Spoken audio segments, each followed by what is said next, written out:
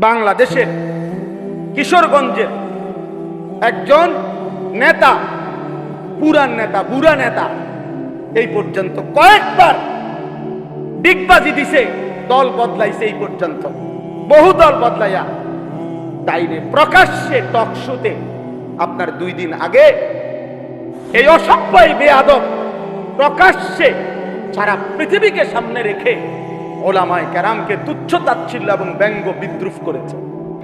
সে বলছে আমরা 500 টাকার মৌলবী, আমরা 1000 টাকার নাকি মৌলবী, আমগরে 500 টাকা দিলে আমরা ওয়াজ বদলায় ফেলি, আমরা ফতুয়া বদলায় ফেলি।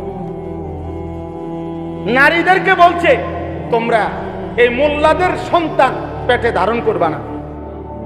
এত বড় জঘন্য বেয়াদব বাংলাদেশে আরেকটা কেমনে জন্ম নিয়া এই ফ্যাসিস্ট পরবর্তী 5ই আগস্ট যে সময় জালেম পলায় গেল, এরপরে এই জালেম কেমনে থাকলো এটা আশ্চর্য লাগতেছে। এত বড় জঘন্য বেয়াদব,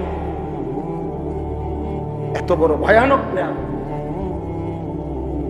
বয়স্ক মানুষ, বয়স 60 বছরের কম হবে না, সে একেবারে সে বলতেছে মোল্লাদের ইসলামের মধ্যে কোনো মোল্লাতন্ত্র নাই, ইসলাম এক জিনিস, মোল্লাতন্ত্র আরেক জিনিস। মানে আমরা মোল্লারা হইলাম এক জিনিস, ইসলাম আরেক জিনিস। তুই কি কইলি পাগল, কি কইলি তুই? হ্যাঁ কি বললা? এটা কথা হইলো?